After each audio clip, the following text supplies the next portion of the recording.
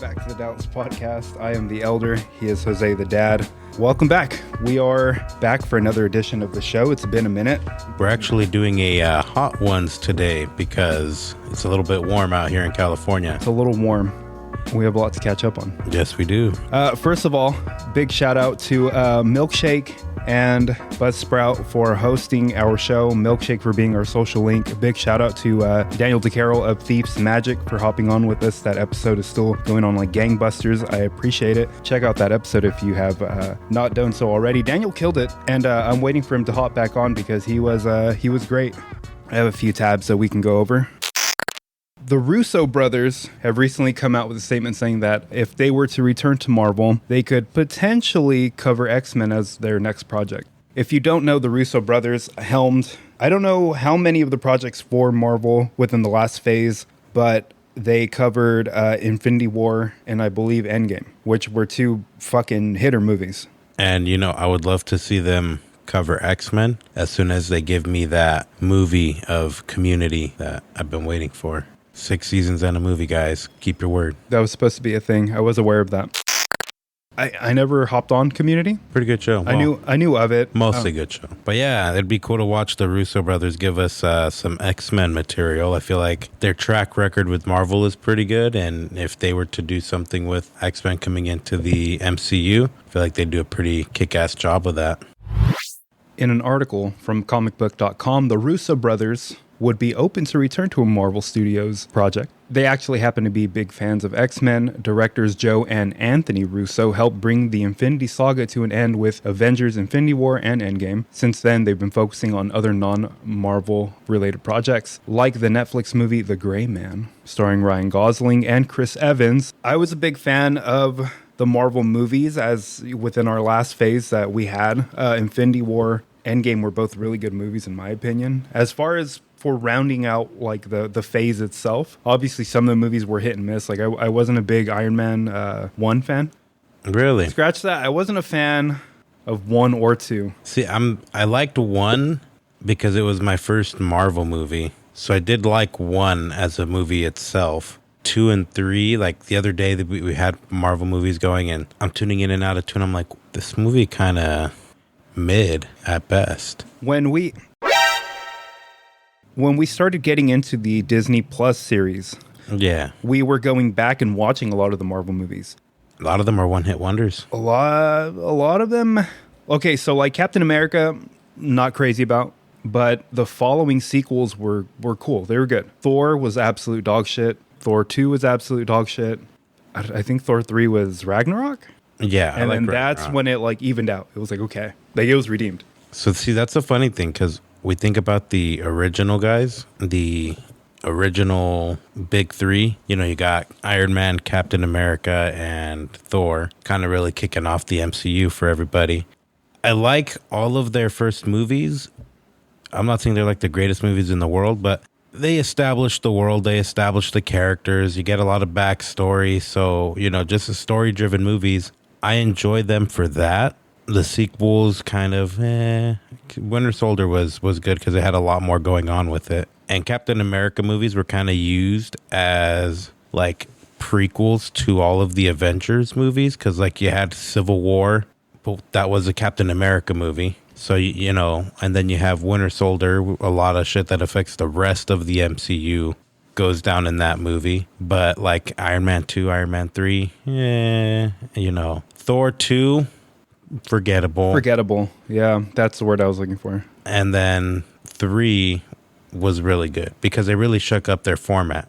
I accredit Taika Waititi for that. Yeah. Just in the same way that Guardians 1 dropped. I think the formula that he took, and in the same sense that Taika Waititi takes to their directing style, I think really throws the movies for like a total curve. I think that's when they started getting injected with a lot more humor too. Like a lot of people would argue that in comparison, think of like the most recent Batman, where it's more, it has a darker tone, it's serious, and they try to go for like a grittier kind of theme, I guess, because it's supposed to be like noir-esque in feeling, in tone of the movie. But apparently, from what our DC correspondent, Cousin Javi, what he was letting me know, and I had no idea, apparently there's a shift in the direction of the movie where James Wan was directing like the first half, maybe the first like third of the movie, I guess. And then a totally different director took over like the latter part of the movie, like the third act maybe. But it's two different tones and you can see it.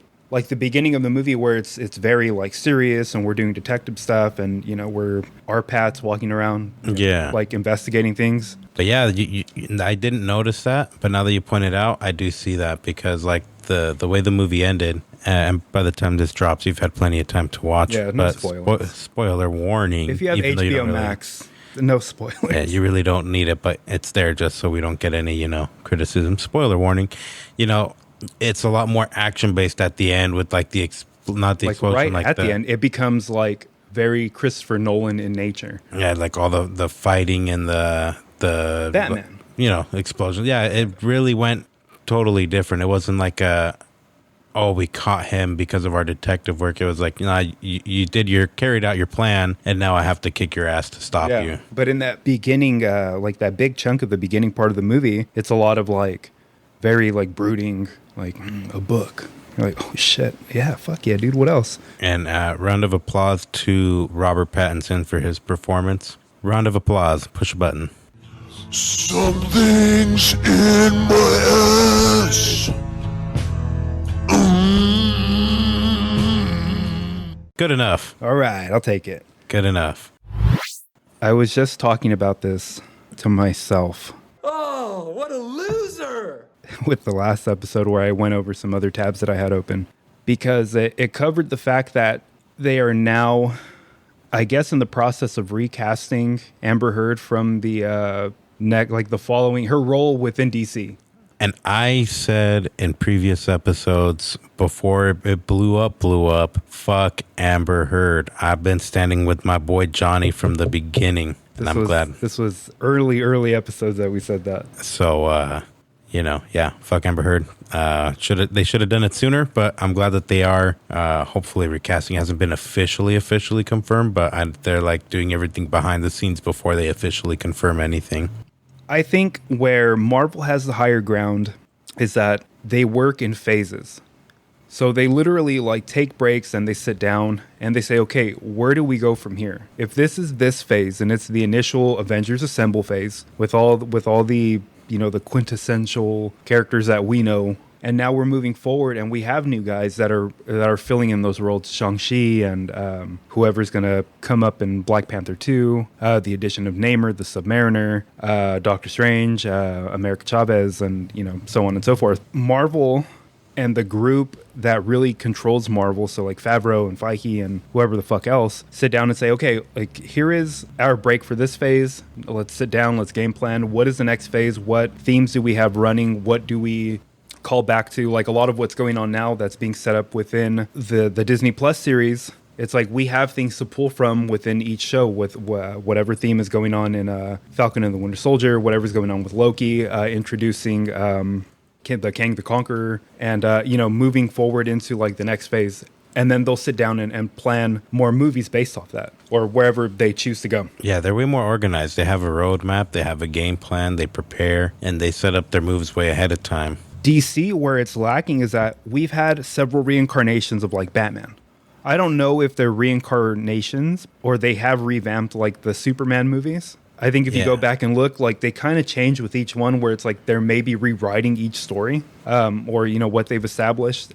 It's like they don't have, well, like I was saying, they don't have like a stationary DC universe. Yeah, and it's crazy because DC has so many story-rich characters just like Marvel does, and it feels like they're not cashing in on it. Not that we like cash grabs, but I mean, hey, look at what Marvel has been able to do. Well, it's a recurring theme that we point out a lot because it's kind of the thing. I just literally unrelated read an article that they're making a Spirit Halloween movie. Spirit Halloween the store is getting a fucking movie. So, I mean, I know we point it out a lot when it comes up, but it's like cash grabs. Hey, we love them, America. Yeah, and DC is, I want successful DC films. Like you mentioned, they reboot a lot. Revamp, reboot, you know, recreate, whatever you want to call it. You've had like 2 or 3 different Flashes.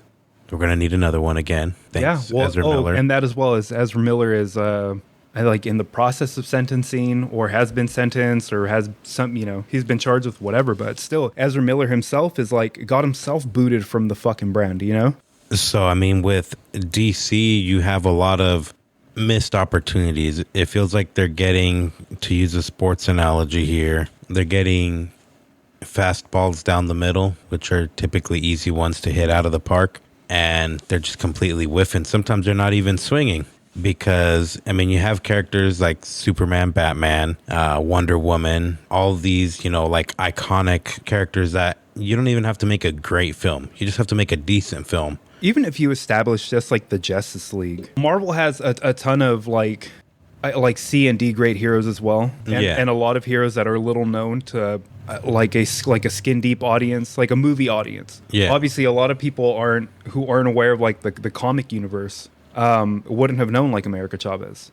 Unless you're into the comics, you're not really going to know who the character is. But with Justice League, in the same token, they have characters that you can establish as your stationary, like this is the main universe. This is who we have. It's, Batman, Superman, Wonder Woman. Everybody knows them. Green Lantern, so on and so forth. They also have like a really deep set of other usable characters.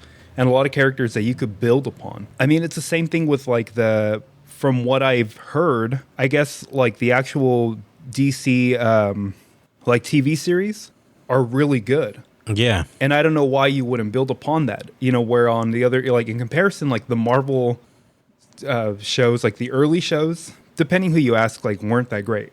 I wasn't a big fan of them. I was thinking early Disney Plus shows, but yeah, they had like a few Netflix ones. I think they were like ABC first, and then maybe went to Netflix, like early on. Yeah, because you had Jessica Jones, you had Iron Fist or something like that. Yeah, Iron Fist. And then where we can now see that, not to fucking get on a tangent, but I'm now getting on a tangent, with introducing Shang-Chi. In the comics, he's known as the Master of Kung Fu. He's actually Iron Fist's sensei. Oh, okay. So we could do that. But anyway, I guess where DC edges out Marvel in that sense is that the shows that were on TV for WB were like really well received. And so it's like, why wouldn't you pull from that and just, kind of build into like your movie universe? Doesn't make sense for them not to. And I wonder if the roles were reversed in that Marvel was owned by or a part of Warner Brothers and DC was a part of Disney. Would we be sitting here talking about how much better Batman and Superman are of movies than the third installment of Iron Man or whatever, Is it a company thing? Is it like Disney, when they bought Marvel, feels like they had a pretty good game plan? I mean, obviously it took a while to figure things out, but it's like they got it on track, whatever their vision was, Yeah, because I mean, a lot of people forget about the like the Ang Lee fucking Hulk. Yeah, exactly. The first Hulk movie. Still haven't watched it, to be completely honest. Oh, I like the day it came out, I went and watched it. I've watched all the Hulk movies, and I actually like, even as a little kid, like I was a big fan of like the Hulk. But so there's the original Hulk, and then there's the newer Hulk that had Ed Norton, where he was like the Hulk and he did jujitsu and he fucking like he fought Abomination and shit. And that one was a little cooler because obviously it was like updated and they made it look like nice and whatever. And that was the Hulk that was a part of the Avengers Initiative, right, leading us into the main Marvel universe. But I don't know, like I think especially with the way that they're going in terms of direction, with DC now utilizing James Gunn, they can maybe like pick up the ball and kind of establish like kind of like a footing currently in whatever they're trying to do. I think they need to scrap the whole thing. Everything they've done, just like hit the reset button and start over brand new, like Marvel at the beginning. Especially because I feel like there's a market for it. Like, okay, Marvel is still good. Marvel is still Marvel. But you can feel the kind of the difference, the aftermath of, after Endgame. It's kind of like, yeah, I'll go watch it. But I'm not like, oh, I have to go see it. And some people still are, some aren't. But like, it's a different vibe. And now that kind of big shift, that big, build up happened, DC is, I feel, primed to do something similar with Justice League, and they're not doing it. And if they were to just like hit the reset button and establish, like you mentioned, your core group of people and do it in phases like Marvel did, you could really have something, to compete instead of something that just gets wrecked every time. just clearly based off of, or purely based, not clearly based, purely based off of at least the way that the trailer looks. Maybe we could see that with Black Adam. Yeah. But again, it's a fucking trailer. The trailers make the movies look cool. Everybody goes and watches the Fast and Furious movies. And I heard they were trying to tell Dwayne "The Rock" Johnson that, like, hey, we want the movie to go in this direction. And he was like, Shut up, bitch! let me make the movie how I wanted to make it, and this is how I wanted to make it, and now you're trying to change it. He was like, no, I'm making the movie I want to make. I'm making the Black Adam I want to make. Where he's actually a Pacific Islander Adam. He's like Tongan Adam, and he's like, Bretta, shoo! I think it's really a matter of whether or not DC can, I guess, get like a good scope of how they're doing. I don't know. It sucks to think that, because I'm a fan of the movies in general. I end up watching them. I hate to think that DC is just going to continuously be like, we'll make 1 or 2 movies and then like, oh, we're recasting for another Batman. And you're like, well, what the fuck? We've had like 7 Batmans already. I know. It's just like, get in line. Who wants to be Batman? Like, no, just wait. Like, we're going to do this a little different this time. And you're like, I don't want to have to go through like a bunch of different incarnations of like characters that you could have had established already. Yeah. Especially fucking characters that are as prolific as like Batman. Everybody fucking knows Batman. Exactly. I think people had to learn the Marvel fucking characters a lot faster. They did. Than everybody knew fucking Batman. Everybody knows Batman, Wonder Woman. This is shit from like the 60s, you know? I think pre-MCU, like pre-Iron Man, the movie, the first one, DC heroes were probably more recognizable than Marvel. Exactly. And I think because they've been long established, and it's like, I mean, totally biased. Like I'm a bigger Marvel fan, but still it sucks that there isn't like an established DC universe in the way that there could be. Circling back to the Russo brothers, because that's what we started this, to circle back and bring it full circle. I think if they could bring the X-Men into the MCU, that would really revamp Marvel in a cool way. That would be a perfect way to remain competitive should DC get their shit together. Especially, I think that would add a lot more fucking equity to it. Not that Marvel is like suffering on that. I think because I think Disney Plus is helping out Marvel right now. I think the shows are really fucking cool. Except for Moon Knight. That was a real letdown. I thought I was talking a lot of shit about fucking Miss Marvel and less about Moon Knight, and then I watched both and I didn't even finish Moon Knight. I don't know what the fuck it's about. I couldn't follow it. Miss Marvel is fucking A1. I'll have to check it out. Miss Marvel's fucking good. But yeah, I think especially if they can land if they could hit a home run, bringing the X-Men into the MCU. Oh yeah, with Deadpool. I've been waiting for a Deadpool resurgence, and apparently it's been in the cards, but I don't know, because Disney's been like, yeah, dude, like we'll keep Deadpool. Fuck yeah, it would be cool to like have him finally show up.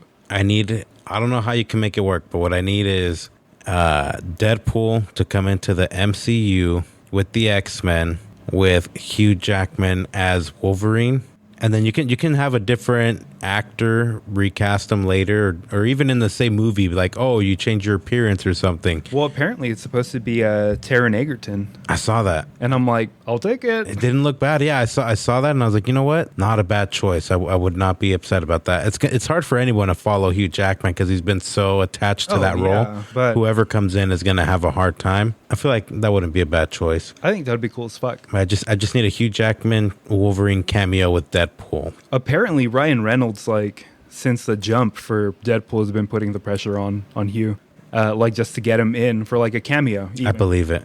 I think I read that Deadpool 3 is like in the works, at least. I don't know if there's like an established story, but like it's in the works. And I know that I had been reading that Ryan Reynolds, one of his big things is like pressuring Hugh Jackman to be like, hey dude, like I'm going to be in Disney finally. I need you to fucking just show up. I believe it. And I think if anyone can get it done, it would be Ryan Reynolds, because he's such an influential figure. Just a cameo, dude. Yeah. Just a cameo. That's it. But I think that would be cool to see.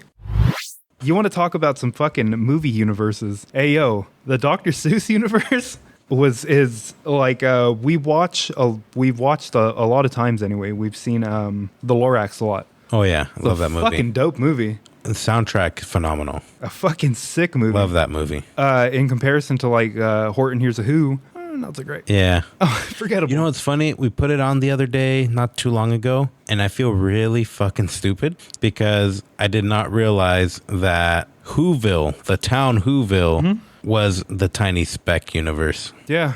Didn't realize that. So like the whole time, like Horton Hears a Who is like that Speck is the whole fucking like. It's that's Whoville. Did not know that. But think about it, even on that level. So look, Horton, we're gonna get real meta right now, okay? All right, Look, all right. Okay, look, I'm Charlie Day. I'm pointing at the fucking corkboard. Horton hears a Who. The flower that he picked is the Who universe. The Grinch exists within the Who universe. The Lorax is the protector of the trees that are in the Who universe. I don't know if that's the exact math, but still. Horton heard a fucking Universe, dog.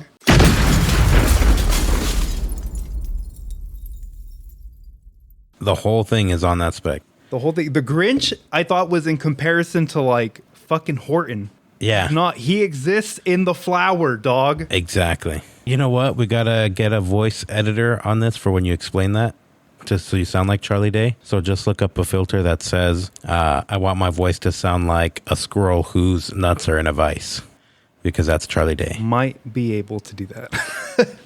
Love you, Charlie Day. That was a good humor, just like we're pals. You're a funny dude. We like you, Charlie Day. We love you. I'd love to talk to you, Charlie Day. Me too. I feel like I loved Pacific Rim. I feel like you would appreciate the jabs. You'd be a good sport. Well, Charlie Day, if you're listening or this ever reaches your ears, either come talk to us and be like, oh yeah, these guys are cool, or come tell us how fucking stupid we are and how we should keep our names out of your mouth. Or just come. Remember when that guy battled Ash and he had a Lugia? Yeah, that should piss me off. Like dog size? That should piss me off. Like, there's only one Lugia. What the fuck is this? I brought that up to someone way back. I don't remember who it was, but I remember telling him, I was like, did you ever see the episode of Pokemon where Ash battled that fucking guy who just happened to have a Lugia? Didn't he have all the Reggies? I don't remember the Reggies. But he had Lugia. Yeah. And Lugia was like the size of a cat. Yeah. And I was like, "Baka!" You're like, what the fuck? Yeah, that I wasn't a fan. I actually just brought that up. I forgot to who, because I've been watching Pokemon with the kids. Hey. And that'll be the next Raised by Nerds episode. My son just started watching Pokemon. Mine too. Oh my God. Hey. It's destiny. Meta. It's destiny. Meta. One of the last things I wanted to bring up. Comic-Con, it's going to be open to the public again. Like, Yeah. before. One of the big things that I've been reading online is that a lot of people are having a lot of issue with the fact that Comic-Con is abiding by COVID policies for the event to open up. So they're going to have mask mandates in place, vaccination mandates in place as far as like proof of vaccination status. And the same goes for like all guests and I believe vendors and cosplayers. A lot of people are taking like real issue with that in place. Because, I mean, I haven't been to, like, any of the cons around here in the area since they've opened. From what I've seen, it hasn't been that strict. But when you think of something that grandiose in scale, like, I've always wanted to go to Comic-Con. Now being in the sense that we're, like, in post-COVID era, like, air quotes, like, do you feel that those gripes are valid? Well... Or, like, what's your opinion, I guess, of, like, people having, taking umbrage with that? I think at the end of the day... It's a private entity, a private company, whatever, putting these events on. And just like if I wanted to tell people they had to wear a mask to come into my home, they have every right to do that. So whether you agree or not, you're not the one putting up the millions of dollars it takes to put on the event. And so the people who do put up the money are the ones that get the final say.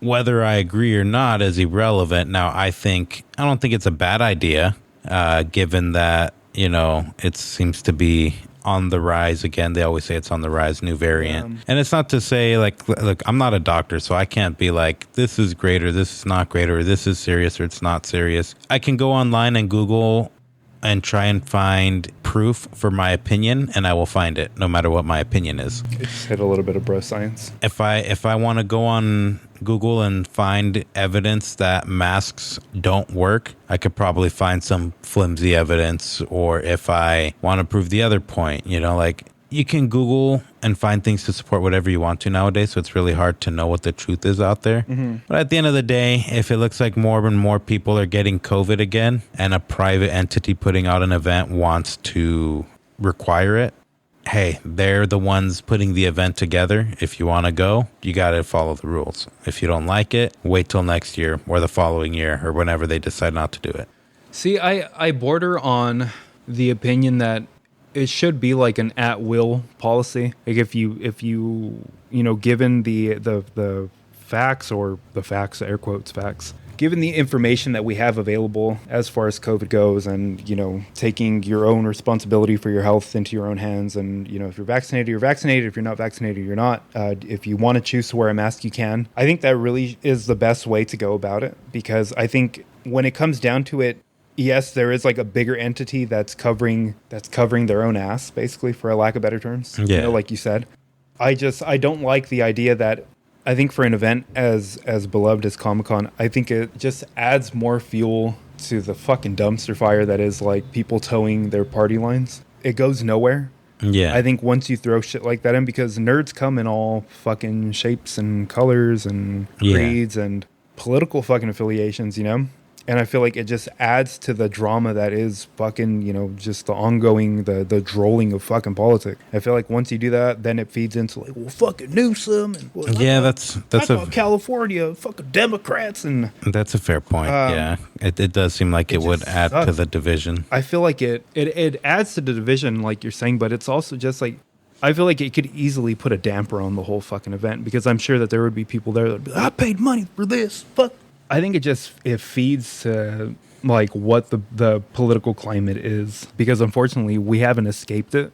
Yeah. I think it feeds into it, dude. I feel like it just puts a real fucking bummer on the whole event. And I do think like you mentioned, it should be at will. Like, that's my personal opinion. Is like it should, because I mean, like, if I can go to a California run university or college and not have to wear a mask or anything like that, then I feel like other events could probably be similar, because schools and government institutions are usually the strictest when it comes to those policies. So for a major event to do something that isn't really like the recommended thing, it does seem like a bit much. My personal opinion is I agree with kind of what you're saying. It would be at will. I just also know that like other people have their opinions that aren't my opinion. It's true that it does seem a bit much, and it would probably be easier to be at will type thing than anything else. As we start to wind down, thank you so much for tuning in for another edition of the show.